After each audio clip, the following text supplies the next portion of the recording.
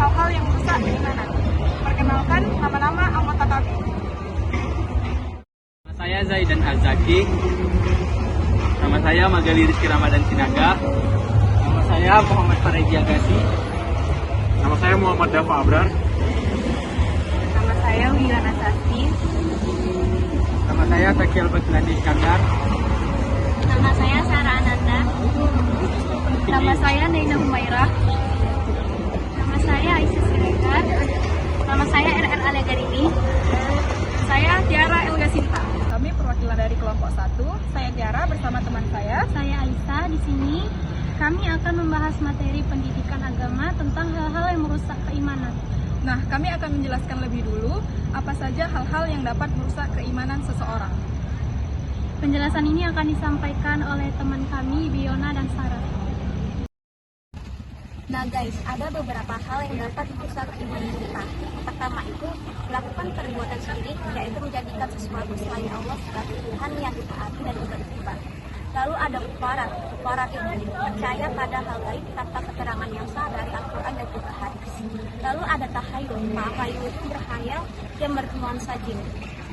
Lalu yang keempat ada sihir dan perdukunan. Dan nomor 5 ada bermaksiat. Nah, maksiat adalah perbuatan yang melanggar perintah Allah Subhanahu wa taala dan bertentangan dengan hukum Islam. Nah, salah satu contoh maksiat yang sering terjadi secara terang-terangan adalah tawuran.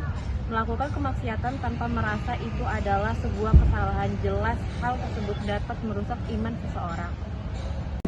Kami mengambil contoh tawuran sebagai salah satu hal yang merusak keimanan. Berikut ini wawancara kami dengan narasumber mengapa tindakan tawuran adalah hal yang merusak keimanan. Selamat siang Mbak. Kami ada di Unsul, prodi akuntansi, mata kuliah pendidikan agama Islam. Jadi kami ingin menginterview Bapak seputar tugas agama Islam atau tentang hal-hal yang merusak keimanan. Perkenalkan sebelumnya nama saya Muhammad Dafa Abrar. Saya Takian Batlandi Iskandar. Boleh dipersilakan Pak perkenalkan. Baik, Assalamualaikum warahmatullahi wabarakatuh. Saya perkenalkan nama saya Muhammad Safrial. Dulu saya seorang pelajar di SMA Krakatau. Sekarang saya menjadi guru bimbingan konseling. Terima kasih. Bisa kita mulai Pak? Boleh? Jadi dari pengalaman Bapak dulu, sebenarnya apa alasan Bapak untuk melakukan tawuran Pak? Apa yang memicu Bapak? Baik, terima kasih. Waktu itu saya sekolah SMA kelas 1. Pada saat itu saya tinggal di Perumnas Mandala, alamat saya Perumnas Mandala. Ketepatan antara nama jalan ya kita buat Jalan Nur, bertepatan selisih paham dengan adanya turnamen sepak bola. Jadi dari pihak penyelenggara buat kegiatan, jadi antar klub ada selisih tawuran antara pemain sama pemain bersenggolan sehingga berkepanjangan menjadi tawuran dari mulai sore sampai dia malam hari pada saat itu di kegiatan sepak bola. Menurut Bapak, faktor apa yang membuat remaja-remaja sering atau suka melakukan tawuran? Oke, yang pertama kemarin itu pada saat itu kita masih kondisinya remaja.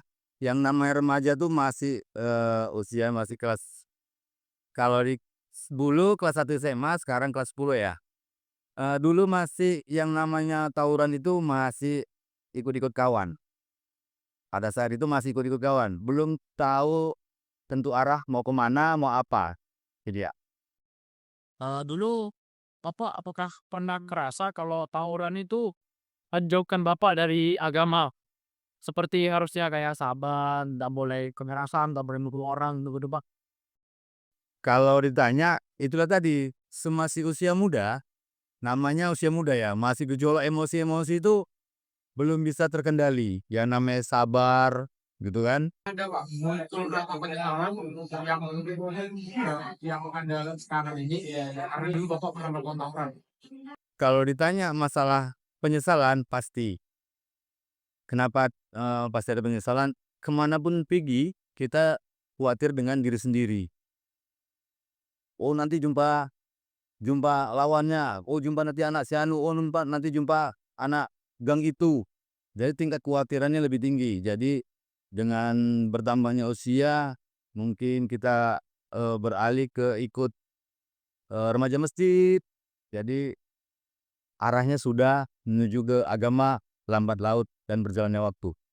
Waktu Bapak ikut tawuran, waktu bersama teman, apa terus selain tawuran itu ada minum atau biasanya Kalau dia yang tawuran, sebelum tawuran itu kita minum apa segala macam, yang namanya minum-minuman keras. Beberapa kawan didominan dengan minuman keras karena lebih lebih percaya diri, lebih garang kalau orang dulu bilang. Tapi beberapa orang, selebihnya kalau tawuran itu lebih banyak ikut-ikutan. bagaimana cara Bapak kalau ada momentum yang membuat Bapak dari ketawuran berubah jadi lebih baik? Lambat laut waktu berjalan, usia bertambah, pola pikir pun lebih dewasa. Bertambahnya usia, jadi kita bisa memilih berkawan itu yang seperti apa. Mana yang baik, mana yang buruk, lebih banyak lagi kita di usia yang bertambahnya usia. Kita berkawan sama minyak wangi, kita ikut wangi. Berkawan kita sama penjahat, pasti kita jadi penjahat. Berkawan kita sama anak remaja masjid, pasti kita ikut remaja masjid. Itu ya. Jadi dominan ketika saya berubah menjadi ikut, mau kemana? Ayo ke masjid yuk. Ada kegiatan maulid, ikut. Lambat laut, waktu, hari, tahun, kita ikut remaja masjid, pelan-pelan, malah kita berubah, tinggallah yang namanya tawuran itu. Gimana kawan-kawan Bapak yang suka tawuran melihat Bapak lambat laun berubah?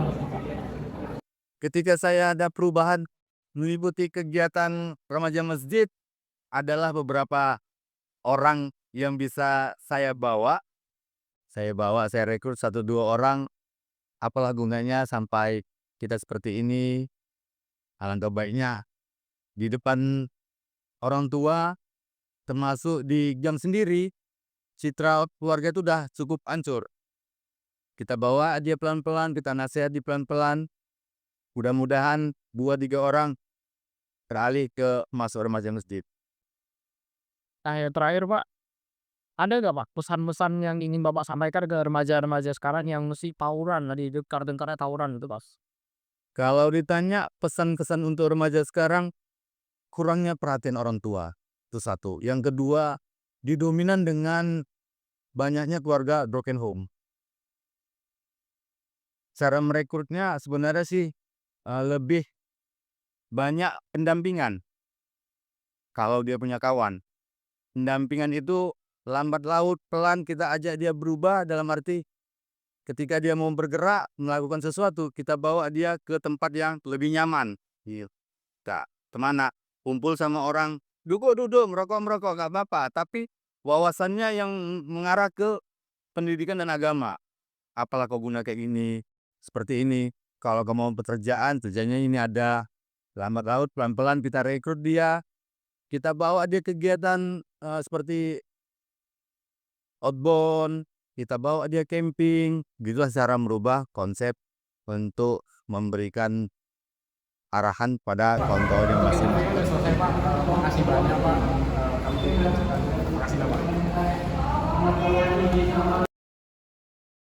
Demikian wawancara kami dengan narasumber mengenai hal-hal yang merusak keimanan. Semoga teman-teman dapat mengambil ilmu positif dan menambah wawasan baru. Kami akhiri, wassalamualaikum warahmatullahi wabarakatuh. Penyebab tawuran beragam. Mulai dari masalah pribadi seperti kurangnya peran dan kasih sayang dari orang tua dalam memberikan bekal ilmu agama, menjadikan rendahnya iman seseorang. Tawuran mencerminkan penurunan nilai-nilai positif seperti empati, toleransi, dan kedisiplinan. Dan juga hal ini dapat merusak keimanan seseorang.